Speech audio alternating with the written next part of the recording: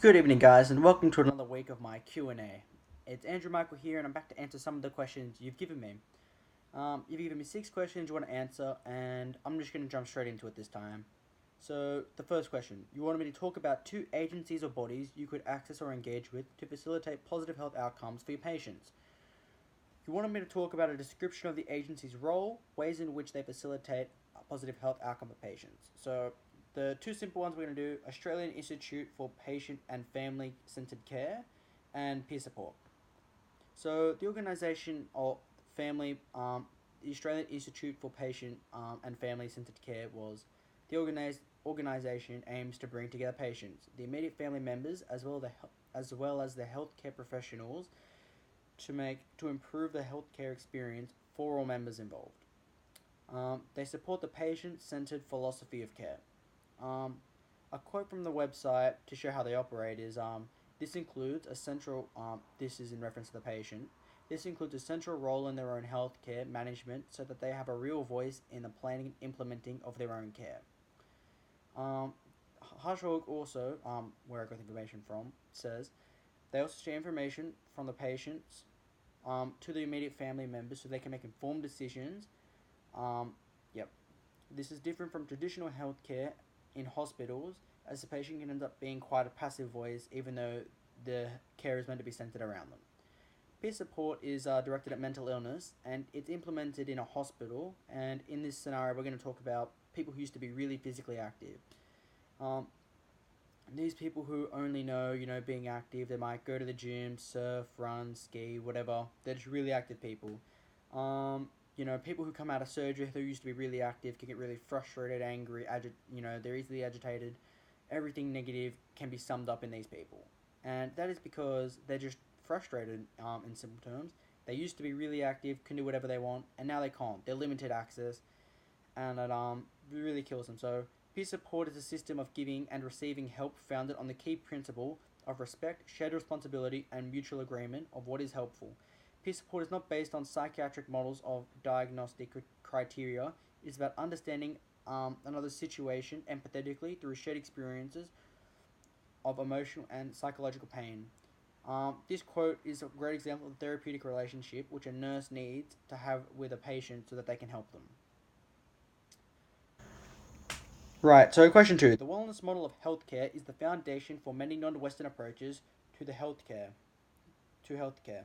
Discuss one example of a non-Western approach and its role in contemporary nursing.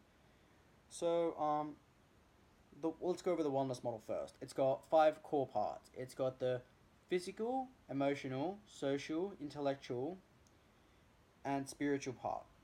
So when all 5 parts are combined and they're perfect, we're happy, everyone's sweet. And now, in relation to this, we're going to talk about acupuncture.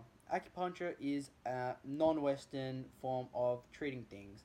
It's been used for a very long time alongside Chinese medicine, where it targets pressure points and it can do things such as uh, pain pain management to a limited or to a degree. It can help pain management, but it can treat a variety of illnesses and medical conditions and physical ailments and a couple of other things. And it's just developed over a long time to treat these, and it's a great example of in relation to con- contemporary nursing practice that Western medicine isn't the only thing out there. There are a lot of other things that can help people, and this is definitely one of them. The third question was about the nursing theorists. So we're going to talk about Jean Watson. She started the philosophy of the science and caring.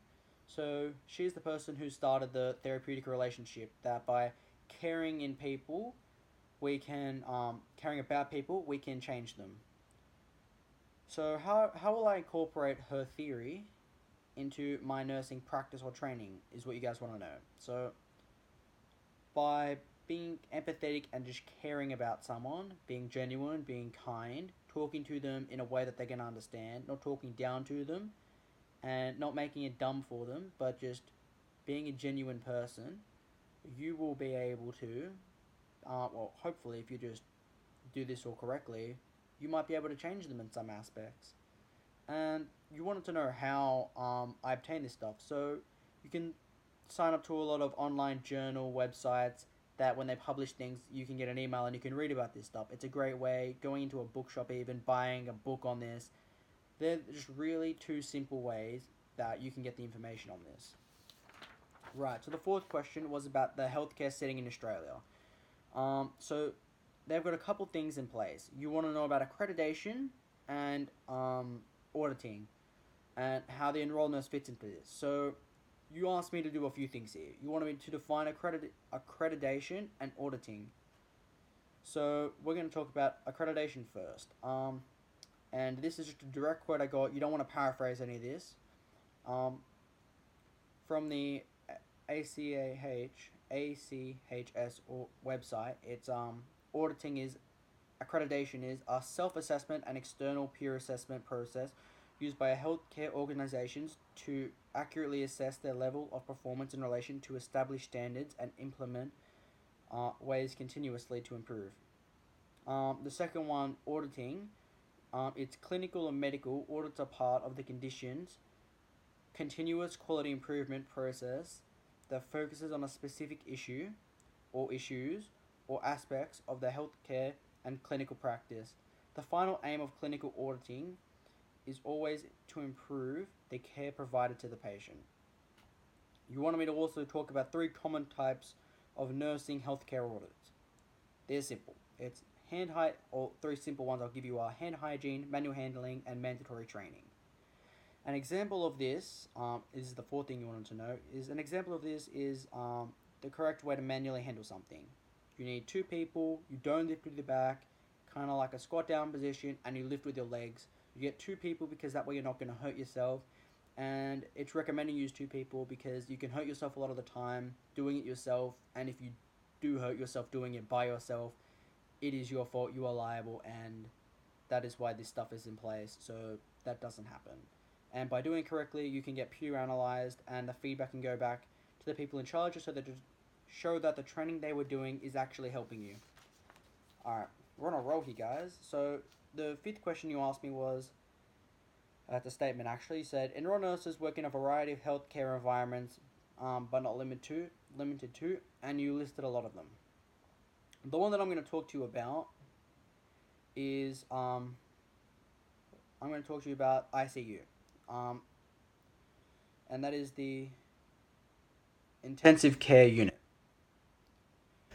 Right, so you want to talk about 3 requirements that I would need to work here. So we need to do extra courses to learn about physiology and anatomy. We need to learn a lot more about the body. We need to learn about medication and how the medication giving people after surgery is going to affect their body, mix with their injuries. And we need to do a course on how to spot deterioration and the small telltale signs that someone is deteriorating. These are really important as it also links in with our decision making of how to handle this.